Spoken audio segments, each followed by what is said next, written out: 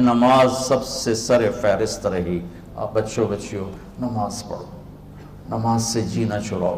جب کوئی دکھ درد آئے مصلی بچھا دو. دیکھو کیسے راستے ملتے ہیں، کس طرح اللہ تعالیٰ راہیں کھولتا ہے. وہ نماز ہے، وہ نماز ہے جو میرے نبی کی آنکھوں کی ٹھنڈک ہے. اس کے بعد جو باقی زندگی ہے اس میں 2-4 باتیں بتاتا ہوں تو آپ کی زندگی خوبصورت ہو جائے گی، خوبصورت ہو جائے گی، خوبصورت ہو جائے گی. ہر چیز کا ایک میک اپ ہوتا ہے جس سے وہ چیز خوبصورت ہو جاتی ہے. ایک چہرے کا میک اپ ہے، ایک لباس کا میک اپ ہے، ایک کمرے کا میک اپ ہے، ایک گراؤنڈ کا میک اپ ہے، ایک لیبارٹری کا میک اپ ہے، یا ہال کا میک اپ ہے جس سے وہ پرکشش ہوتا ہے، خوبصورت ہوتا ہے. میرے عزیزو، ہر بڑے چھوٹے، ہر مرد عورت، ہر لڑکے لڑکی، ہر پڑھے لکھے ان پڑھ کا میک اپ جو پانی سے نہیں اترتا، جو پسینے سے نہیں اترتا، جو بڑھاپے سے نہیں زائل ہوتا، وہ ہے میرے نبی کے اخلاق، میرے نبی کے اخلاق، میرے نبی کے اخلاق. اور اس میں سے 2 باتیں بتاتا ہوں، دو بتاتا ہوں. آپ نے کہا معاذ تمہیں سارے دین کا خلاصہ بتاؤں؟ تو انہوں نے عرض کی یا رسول اللہ کیا ہے؟ تو آپ نے مجھے دیکھو یوں کیا، میری طرف دیکھو سارے،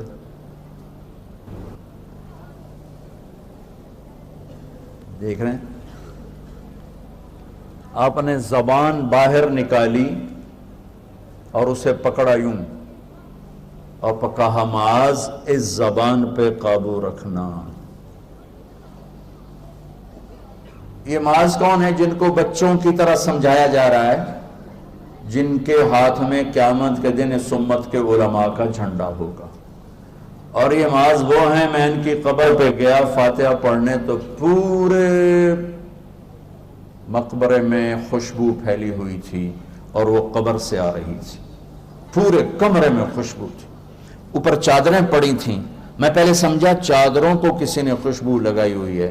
ایک آدمی اور کھڑے تھے، انہوں نے میرے چہرے کو پڑھ لیا. وہ مجھ سے کہنے لگے آپ کا کیا خیال ہے یہ خوشبو کہاں سے آ رہی؟ میں نے کہا چادروں سے. کہا سونگو. تو کوئی 4-5 چادریں تھیں، میں نے ایک کو سونگا، کسی میں خوشبو نہیں تھی. پھر انہوں نے مجھے بتایا کہ یہ خوشبو اس قبر والے سے آ رہی. اور وہ 18 ہجری میں زمین میں دفن ہوئے. 18 ہجری. اور میں 1434 میں گیا تھا. 1434. 1400 سال سے اوپر زمانہ گزر چکا ہے اور اس کی قبر مہک رہی ہے، خوشبودار ہے. کتنا عظیم انسان ہے. اور کیسے سمجھا رہے ہیں؟ بچے کی طرح. زبان. وہ کہنے لگے یا رسول اللہ یہ زبان کے بول پہ پکڑ ہوگی. آپ نے کہا تیرا بھلا ہو، سب سے زیادہ جہنم میں دھکا دینے والی زبان ہوگی. میرے عزیزو، رشتے ٹوٹ گئے، محبتیں مٹ گئیں، عداوتوں کی آگ بھڑک اٹھی، اور اس کے پیچھے بڑا کیس نہیں، یہ زبان ہے، یہ زبان ہے، یہ زبان ہے. میں اگر یہ چاہتا ہوں میری اولاد مجھ سے پیار کرے، اولاد اگر یہ چاہتی ہے کہ ماں باپ ہم سے پیار کریں، ٹیچر یہ چاہتے ہیں کہ استاد بچے ہم سے پیار کریں، اور بچے یہ چاہتے ہیں کہ ٹیچر ہم سے پیار کرے. ہر رشتہ ناتا، ہر تعلق کے پیچھے ایک بول ہے، بچوں اپنی زبان پہ قابو، زبان پہ قابو، زبان پہ قابو. اس زبان کو قابو میں رکھو، دلوں میں محبت اترتی چلی جائے گی، محبت الفتیں بڑھتی چلی جائیں گی کہ اس زبان پہ غیبت نہ آئے، جھوٹ نہ آئے، دھوکے کا بول نہ آئے، بددیانتی کا بول نہ آئے، ظلم و ستم کا بول نہ آئے. اس زبان کو شہد لگا لو. یہ کانٹوں بھری زبان نے گھروں کو آگ لگا دی، رشتوں کو آگ لگا دی، نظام ٹوٹ گئے، فیملیاں ٹوٹ گئیں، پیچھے صرف زبان کی بکواس ہے. جس نے اپنی زبان پہ قابو پا لیا، جس نے اپنی زبان پہ قابو پا لیا، جس نے اپنی زبان پہ قابو پا لیا، دین بھی سلامت، دنیا بھی سلامت، عہدہ بھی سلامت، قبر بھی سلامت، جنت بھی سلامت ہے، آخرت بھی سلامت ہے. اللہ کے واسطے اس سے غلط بول نہ نکالو. نکل جائے تو اللہ سے معافی مانگ لو، نکل جائے تو توبہ کر لو، لیکن اپنی زبان پہ قابو پانا سیکھو، اپنی زبان پہ قابو پانا سیکھو. میرے نبی نے فرمایا میرا امتی ہر گناہ کر سکتا ہے، جھوٹ نہیں بول سکتا. میرا امتی ہر گناہ کر سکتا ہے، دھوکہ نہیں دے سکتا. میرے نبی وضو فرما رہے تھے تو صحابہ پانی نیچے سے لے رہے تھے، اور پی رہے تھے. آپ نے فرمایا کیوں کر رہے ہو؟ کہا جی آپ کی محبت میں کر رہے ہیں. تو آپ نے فرمایا یہ محبت نہیں ہے، میں تمہیں بتاتا ہوں محبت کسے کہتے ہیں. محبت یہ ہے کہ زندگی بھر سچ بولنا ہے، جھوٹ نہیں بولنا ہے، زندگی بھر دیانتداری سے کام کرنا ہے، کسی کو دھوکہ نہیں دینا ہے، اور پڑوسی کے ساتھ اچھا سلوک کرنا ہے چاہے وہ اچھا ہے یا برا ہے. یہ ہے مجھ سے اور میرے اللہ سے محبت کی صحیح اور سچی علامت کہ فَلْيَصْدِقِ الْحَدِيثَ إِذَا حَدَّثَ فَلْيُؤَدِّ الْأَمَانَةَ إِذَا اؤْتُمِنَ اور فَلْيُحْسِنْ جِوَارَ مَنْ جَاوَرَهُ. اگر مجھ سے اور میرے رب سے محبت کا دعویٰ ہے تو سچ بولنا، محبت کا دعویٰ ہے تو دھوکہ نہ دینا، محبت کا دعویٰ ہے تو پڑوسی سے اچھا سلوک کرنا. تمام رشتوں میں اس زبان کو خاص طور والدین کے سامنے زبان کو سنبھال کے بولو، استاد کے سامنے زبان کو سنبھال کے بولو. اور سب سے نازک رشتہ ہے خامند اور بیوی کا، جو 90-95% طلاقیں صرف زبان کے بول کی وجہ سے پڑ جاتی ہیں کہ کبھی لڑکی کا بول تیز، کبھی لڑکے کا بول تیز، کبھی وہ بدتمیزی پہ کبھی وہ بدتمیزی پہ، گھروں کے گھر برباد ہو گئے، ٹوٹ گئے، پیچھے صرف زبان کا بول ہے. اور میرا رب ماں باپ کے لیے کیا کہتا ہے؟ لا تقل لہما اف اف. اتنا لفظ ماں باپ کے آگے مت کہو. میرے نبی کا فرمان ہے کاش میری ماں زندہ ہوتی، میں ایسی خدمت کرتا کہ عشاء کی نماز کے مصلی پہ کھڑا سورۃ فاتحہ پڑھ رہا ہوتا اور ادھر سے آواز آتی بیٹا محمد، تو میں نماز توڑ کے حاضر ہو جاتا. فرض نماز، نفل نہیں، کہ میں فرض نماز توڑ کے حاضر ہو جاتا. عبید اللہ بن عمیر سے ایک شخص نے کہا حضور میں نے ماں کو کندھے پہ بٹھا کے طواف کرایا، میں نے ماں کا حق ادا کر دیا. تو عبداللہ بن عمر نے فرمایا کہ ابھی ایک تھکی ہوئی سانس کا حق بھی ادا نہیں ہوا. جو تیری ماں نے تجھے پالتے ہوئے تھک تھک کے گہری سانسیں لی، ان میں سے بھی ایک سانس کا بھی حق ادا نہیں ہوا. اور ایک شخص نے خراسان سے ماں کو اٹھایا اور بیت اللہ جا کے حج کرایا، اور پھر عبید اللہ بن عمیر سے کہنے لگا میں خراسان سے آیا ہوں، پورے سفر میں ماں کو کندھے پہ بٹھا کر اور ابھی حج کرایا، تو میں ہوں ماں کی خدمت کر دیتی، ہو گیا پورا میرا کام. انہوں نے کہا ولا طلقۃ واحدہ، تیری ماں نے تجھے جنتے ہوئے، تجھے پیدا کرتے ہوئے جو سینکڑوں نہیں ہزاروں دردیں برداشت، لہر آتی نا، درد کی لہر آتی ہے جاتے، اس کو عربی میں طلقہ کہتے ہیں. تو انہوں نے فرمایا ابھی ایک درد کی لہر کا حق بھی ادا نہیں ہوا. اگر تمہارے ماں باپ زندہ ہیں ان کی دعا لو اللہ کے واسطے، ان کے سامنے ان کی آنکھوں میں آنکھیں ڈال کے بات مت کرو، ان کے ساتھ بدتمیزی مت کرو. نہ دنیا رہتی ہے نہ آخرت رہتی ہے. میں اور آپ تو آج کے انسان ہیں. ہاں ایک حدیث ہے، میرے نبی نے سے پوچھا کہ یا رسول اللہ قیامت کب آئے گی؟ آپ نے فرمایا اللہ کو پتہ. کہا کوئی نشانی بتا دے؟ تو یہ بچیاں خاص طور پر سنیں، کوئی نشانی بتا دیں؟ تو آپ نے فرمایا جب بیٹیاں بھی ماؤں کو ذلیل کریں گی تو قیامت آ جائے. اب بیٹے کیوں نہیں کہے کہ وہ عام طور پہ کرتے ہیں، بیٹوں میں بدتمیزی زیادہ ہوتی، بچیوں میں کم ہوتی. تو میرے نبی نے کہا جب بیٹیاں بھی ماؤں کو ذلیل کریں گی تو قیامت کے نکارے پہ چوٹ پڑے گی. یہ اتنا خوفناک عمل ہے، اتنا یہ دہشت ناک عمل ہے جو امت کو، انسانیت کو گرا دینے کے لیے کافی ہے. صحابی سب جنتی، اور ایک گھر سے پیغام آیا میں زوجہ علقمہ پیغام بھیج رہی ہوں، میرے خامد مر رہے ہیں، کلمہ نہیں پڑھ پا رہے. صحابی کلمہ نہیں پڑھ پا رہے. 1439 ہجری نہیں ہے، میرے نبی زندہ ہیں، موجود ہیں. آپ تیزی سے اس کے گھر گئے، کہ بیٹا کہو لا الہ الا اللہ. کہلانے والا نبی، کہنے والا صحابی، کہ کہو لا الہ الا اللہ. کہ یا رسول اللہ نہیں نکلتا. آپ نے ایک دم پوچھا اس کے والدین میں کوئی ہے؟ کہ جی ماں ہے. تو آپ نے پوچھا وہ ناراض ہے یا راضی ہے؟ کہ جی ناراض ہے. تو آپ نے فرمایا پیغام بھیجا. وہ الگ رہتی تھی کہ علقمہ کی اماں میں آ جاؤں یا تم آؤ گی؟ کہ جی میں آتی ہوں. وہ آ گئی. آپ نے فرمایا تم بیٹے پہ ناراض ہو؟ کہ جی ناراض ہو. کیا ناراضگی ہے؟ اب سننا غور سے سن. کیا ناراضگی؟ کہ یا رسول اللہ بہت نیک بچہ ہے، راتوں کو اٹھتا ہے، تہجد پڑھتا ہے، قرآن پڑھتا ہے، دن میں روزے رکھتا ہے، دین بہت اچھا ہے، میری ناراضگی یہ ہے جب مجھ سے بات کرتا ہے بدتمیز ہو کے کرتا، سخت لہجے میں کرتا. بڑی پرانی بات ہے. ایک ذمہ دار میرا ماحول جو ہے خاندان ہے کا ایک بیٹا اپنے باپ سے لڑ رہا تھا، تو آج تک میرے واسطے کی بنایا، تو آج تک میرے واسطے کیتا کی ہے. اور اس کے باپ کی بے بسی مجھے اب رلا رہی، حالانکہ کچھ 40 سال پرانی بات ہے. تو آج تک میرے واسطے کی بنایا، تو آج تک میرے واسطے کی. اور اس کا باپ کہ اچھا میرا پت، جو درد تھا اس جملے میں، اچھا میرا پت تو آج تک میرے واسطے کی تھا. اور آگے کہ اچھا میرا پت. ماں باپ کو جنت کا ذریعہ بناؤ، جہنم نہیں. آگ میں نہ جل جانا ماں باپ کی بدتمیزی کے ساتھ. ڈگریوں کو اللہ اٹھا کے پھینک دے گا. تو آپ نے فرمایا جب بیٹیاں بھی ماؤں کو ذلیل کریں گی تو اللہ اس دنیا کو توڑ دے گا. ابو ہریرہ جہاد میں جانے لگے، ماں نے کہا میں کل ہی میں نہیں چھوڑ کے جاندہ پہ. وہ کہنے کہ نہیں، میرے نبی نے اعلان کیا جہاد کا، میں جا رہا ہوں. انہوں نے پھر کہا بیٹا میں اکیلی ہوں. کہا نہیں میں جا رہا ہوں. انہوں نے کہا میں نے تجھے دودھ پلایا، تجھے اس کا واسطہ. کہا نہیں میں جا رہا ہوں. تو انہوں نے پیغام بھیجا اللہ کے نبی کو کہ میں نے ابو ہریرہ کو اپنے دودھ کا واسطہ دیا، یہ پھر بھی نہیں رک رہا.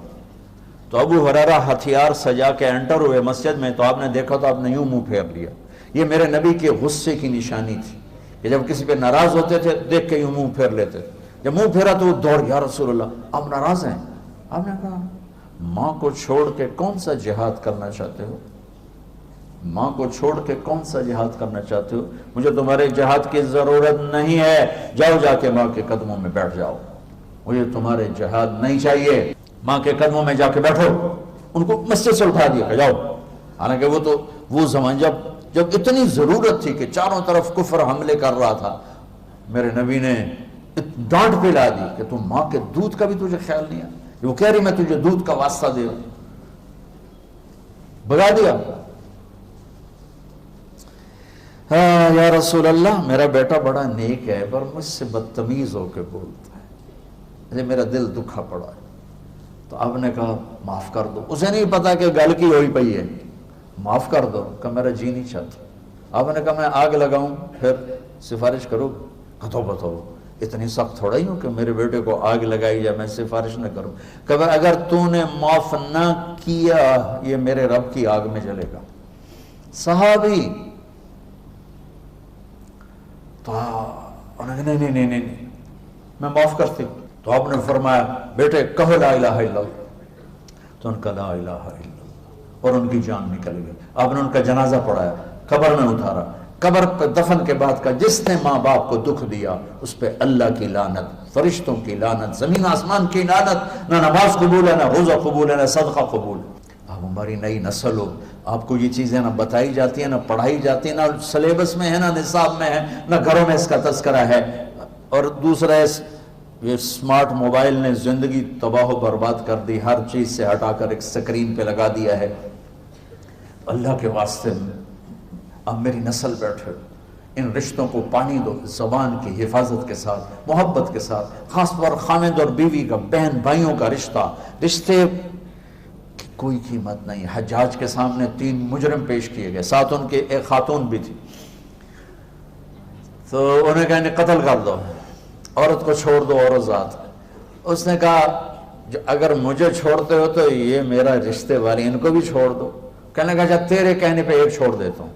ایک چھوڑ دیتا. ایک اس کا بیٹا تھا، ایک بھائی تھا، ایک خامن تھا. تو اس نے کہا خامن تو اور بھی آ جائے گا اور بیٹا بھی آ جائے گا، ماں پیو مر گئے، بھائی کوئی نہیں ملے گا.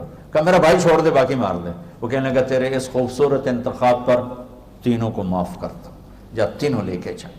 اب بھائیوں میں لڑائیاں، بہن بھائیوں میں لڑائیاں، کبھی جائیداد کی، کبھی زمینوں کی، کبھی رشتوں کی. اپنے رشتوں کو عزت دو. اپنے جہاں کوئی استاد شاگرد کا رشتہ، بہن بھائی کا رشتہ، خامن بیوی کا رشتہ، پڑوسی کا رشتہ، اللہ کے واسطے زبان اسے احتیاط سے استعمال کرو، اسے خوبصورت کر کے استعمال کرو. کبھی وہ اونچ نیچ ہو جائے معافی مانگ لو، توبہ کرو، اللہ بھی معاف کر دینے والا ہے. اور تمہارے آگے شادیاں ہونے والی ہیں یا کہیں کہ ہو چکی ہوں گی، سب سے اہم رشتہ جس پر قرآن نے سینکڑوں آیات اتاری ہیں وہ خامد اور بیوی کا رشتہ ہے۔ سب سے اہم رشتہ جس پر اللہ نے سینکڑوں آیات اتاری ہیں، دوبارہ سن لو، سب سے اہم رشتہ جس پر سینکڑوں آیات ہیں وہ خامد اور بیوی ہے۔ ماں باپ کے لیے چند، اولاد کے لیے چند، بہن بھائیوں کے لیے چند، باقی رشتوں کے لیے تھوڑے تھوڑے اشارے، وراثت کے لیے 2 رکوع، اور خامد اور بیوی سینکڑوں آیات ہیں کہ یہ نسل کی بنیاد ہیں۔ اگر یہ بگڑ گئے، اگر یہ ٹوٹ گئے، شیطان روزانہ کچہری لگاتا ہے، روزانہ، جیسے آج ہم نے خیر کی کچہری لگائی، وہ روز شر کی کچہری لگاتا ہے، کہتا ہے کیا کر کے آئے ہو؟ وہ سارے کارگزاری سناتے ہیں، چوری کرائی، ڈاکہ ڈلوایا، بدکاری کروائی، لڑائی کروائی، قتل کروایا، کفر کروایا، چپ کر کے سنتا رہتا، ہاں ہاں ایویں سر ماری رکھ دا۔ ایک پیچھو بھیڑ تجھے شیطان کھڑے ہوتے ہیں، آندھا جی میں میاں بیوی نو لڑایا، اوچھل پڑتا، کہتا واہ واہ کام تو کر گیا، گاں جا گاں جا، اس کو بلا کر گلے لگاتا ہے اور اس کو اپنے پاس بٹھا کر کم وقتوں کم تا اے کر کے تسی کی کر کے آئے۔ اس لیے میں کہ سینکڑوں آیات ہیں اس پر، سینکڑوں، کہ یہ رشتہ سب سے پہلا رشتہ ہے خامند اور بیوی، آدم اور حوا، اور آخری رشتہ بھی ہے خامند اور بیوی۔ جنت میں ہر مرد اپنی بیوی کے ساتھ، ہر عورت اپنے خامند کے ساتھ زندگی گزار رہی ہے، اور ہمارا جوائنٹ فیملی سسٹم ہے، اس میں یہ رشتہ بری طرح پس رہا ہے، کبھی لڑکی کے گھر والوں کی طرف سے، کبھی لڑکے کے گھر والوں کی طرف سے، کبھی میاں بیوی کے اپنی طرف سے، کبھی گھر کے اندر ساس بول رہی ہے، سسر بول رہا ہے، نند بول رہی ہے، دیور بول رہا ہے، ایک کھچڑی پکی ہوئی ہے۔ جوائنٹ فیملی سسٹم بہت اچھا تھا، اب یہ مصیبت بن گیا ہے کہ میں اپنے حدود کا نہیں پتہ۔ آنے والی لڑکی یہ حق لے کر آتی ہے کہ اگر میں صاحب جائیداد ہوں تو میں اس کو الگ گھر میں اتاروں، وہ یہ حق میرے اللہ نے رکھا ہے کہ آنے والی بچی کا الگ گھر ہونا چاہیے جس میں ایک نئی زندگی شروع ہو۔ بیچ میں یعنی کہتا لچھ تلن والا جو ہوتا، بیچ میں یہ ادھر سے کوئی مشورے دے رہا ہے، کوئی ادھر سے، یہ نہ ہو، ایک زندگی چلے۔ اگر اتنا بھی میرے پاس نہیں ہے تو میں اس کو ایک کرائے پر گھر لے کر دوں، اگر یہ بھی میری استطاعت نہیں ہے تو پھر میں اسے گھر میں پورشن الگ دوں جس میں وہ اکیلی اپنا کام کرے، اگر یہ بھی نہیں ہے ایک کمرہ، ایک کچن، ایک ٹوائلٹ لڑکی کا فرض حق ہے، فرض حق ہے۔ اگر اس کی بھی ہمت نہیں ہے تو وہ تسبیح پڑھتے روزے رکھ، کسی دی دینوں برباد نہ کر۔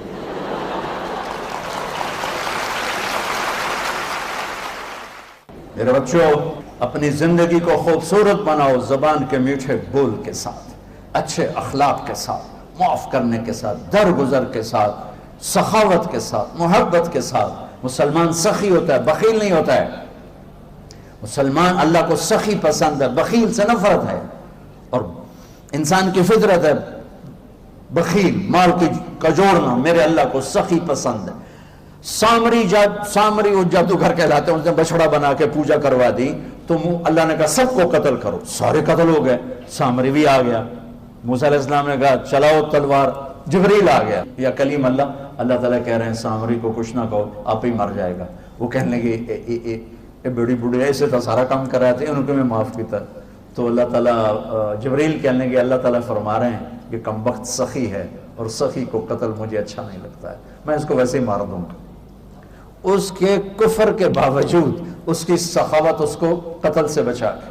تو بچو سخی بنو، اللہ سے مانگو اللہ تمہیں سخی دل عطا فرمائے۔ موسیٰ علیہ السلام نے پوچھا یا اللہ جب تو ناراض ہوتا ہے تو کیا کرتا ہے؟ کہا میں حکومت بے وقوفوں کو دیتا ہوں، پیسہ بخیلوں کو دیتا ہوں، اور بارشیں بے وقت کرتا ہوں، یہ میری ناراضگی کی نشانی۔ ما علامت و سخطک، یا اللہ تیرے ناراضگی کی نشانی کہ امطر علیہم ابان حسادہم وامنہ ابان زرعہم، بارشیں بے وقت کر دیتا ہوں۔ وَأَجْعَلُ الْمُلْكَ فِي صُفَحَائِهِمْ، حکومت بے وقوفوں کو دیتا ہوں۔ وَالْمَالَ فِي بُخَلَائِهِمْ، پیسہ بخیلوں کو دیتا ہوں۔ ایک ہوتا بخیل، اوروں پہ خرچ نہیں کرنا، اپنوں تے کرنا ہے تھوڑا بہت۔ ایک ہوتا شحیح، اے بخیل دا دادا ہے، یہ اپنے اوپر بھی خرچ نہیں کرتا، کم وقت گنی ہی جانتا ہے، وہ لاکھ ہو گیا تھے، کروڑ ہو گیا تھے، ارب ہو گیا تو دنیا نو کھوا کے آپ کا برج جا پاؤں۔ تو اللہ نے بخیل کا بخل سے دور ہو، شوہ تو بخل سے بھی بڑی برباد والی۔ مسلمان نہ بخیل ہوتا ہے نہ سخی ہوتا ہے، سخاوت اللہ کو پسند، تو سخی بنو، بخیل نہ بنو، جس میں معاف اور کچھ نہیں تمہارے پاس تو معاف کرنا سیکھو. یہ بہت بڑی سخاوت ہے. ایک صحابی نے تہجد میں دعا مانگی، یا اللہ پیسہ تو ہے نہیں، تیرا نبی آدھا سخاوت کرو، جس میری بے عزتی کی تھی میں سارے انہوں معاف کی تھی، میری ہی آئی سخاوت. تو جب فجر کی نماز ہوئی تو آپ نے فرمایا بھائی رات کو صدقہ کس نے کیا بھائی؟ تو اب سارے چپ، کوئی بھی نہیں بولا، اس کو بھی خیال ہی نہیں کہ میں کوئی صدقہ کیتا ہے. آپ نے پھر فرمایا بھائی رات کو صدقہ کس نے کیا ہے؟ سارے چپ. پھر آپ نے کہا بھائی اپنی عزت کا صدقہ کس نے کیا ہے؟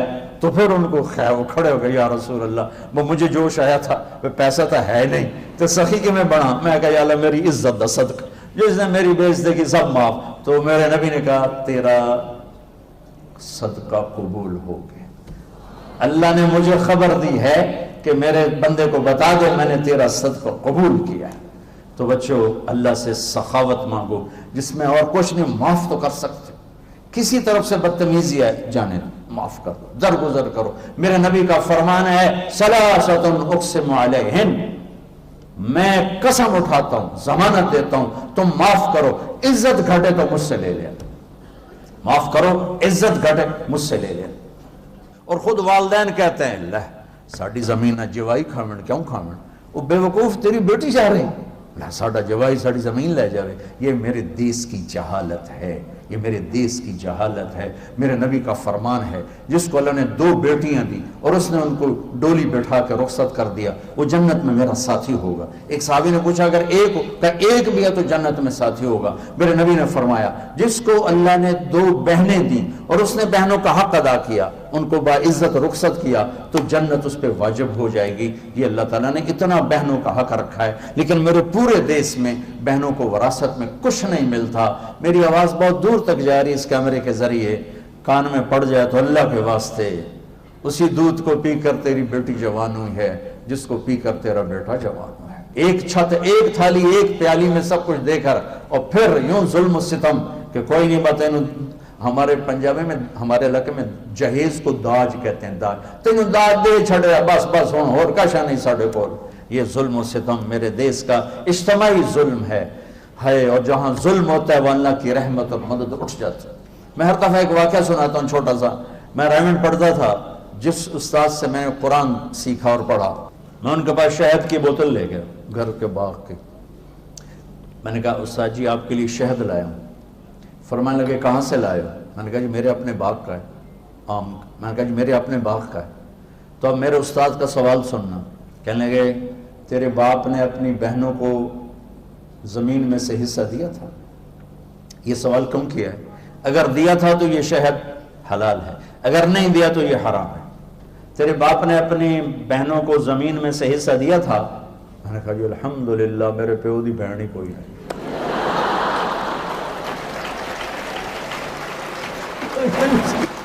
کوئی نہیں، 2 بھائی، صرف 2 بھائی. کہنے لگے اچھا تو پھر تیرے دادے نے اپنی بہنوں کو حصہ دیا تھا؟ میں نے کہا جی میں اس لیے پیدا ہی کوئی نہیں ہوا اور میں نے کی پتہ دیتا ہے کہ نہیں دیتا. اتنی تحقیق کے بعد ایک شیخ، اس وقت 10 روپے کی بوتل آتی تھی، انہوں نے اسے قبول فرمایا کہ غلط لقمہ اندر جاتا تو کیا کرتا ہے، جس سے معلوم ہوتا ہے وہ یوں تحقیق کرتا ہے. اور بچیوں کا حق کتنا ضروری ہے کہ نہ دو تو سارا رزق حرام ہو جاتا ہے. یہ وہ میرے نبی کے بتائے ہوئے دروس زندگی ہیں جس سے تمہاری زندگی خوبصورت بنے گی، عالی شان بنے گی. جھکنا سیکھو، معاف کرنا سیکھو، درگزر کرنا سیکھو، امت بن کے چلنا سیکھو. فرقوں میں مت بٹو، سیاسی جماعتوں کا حصہ مت بنو، کسی سیاسی جماعت کا حصہ نہ بنو، کسی مذہبی ایسی جماعت جو تمہیں لڑا دے بھڑا دے اس کا حصہ نہ بنو.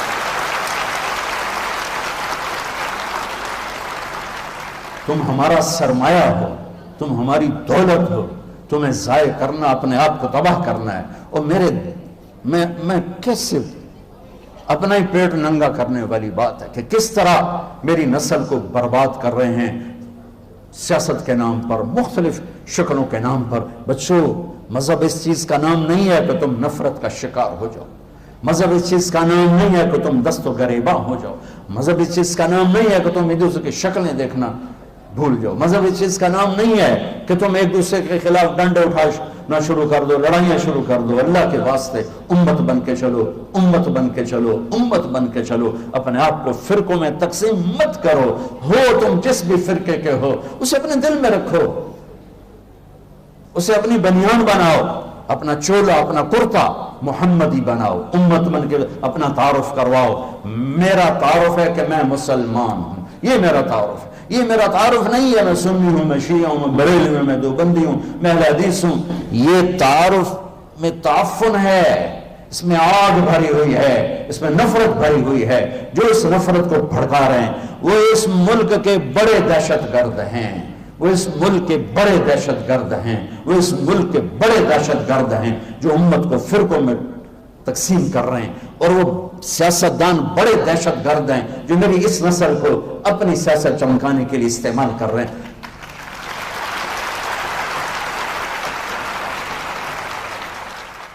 تم سیاست کرنی ہے تو علم کے ساتھ کرو، علم والے بن کے دکھاؤ، استادوں سے محبت کرنے والے۔ اتنے استاد کو قرب دو کہ تمہارے جانے کے بعد اسے یاد رہے کہ میرا شاگرد ہے، میرا شاگرد ہے۔ اتنا قرب دو، اتنی محبت دو کہ وہ انہیں یاد رہے کہ ہاں یہ میرا شاگرد ہے۔ اور استاد کی دعا وہاں لے جاتی ہے جہاں تمہیں کتاب نہیں لے جائے گی، استاد کی دعا وہاں لے جاتی ہے جہاں تمہیں ریسرچ نہیں لے جائے گی، جہاں تمہیں ڈگری نہیں لے جائے گی۔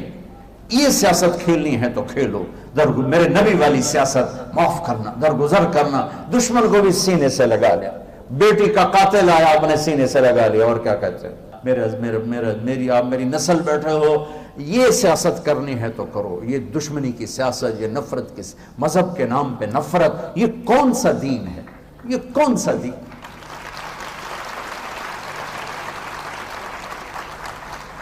میرے نبی کے دین کا نام ہے اسلام، سلامتی۔ میرے نبی کے دین کے عقیدے کا نام ہے ایمان، امن۔ میرے نبی کے باپ کا نام ہے عبداللہ، بندگی۔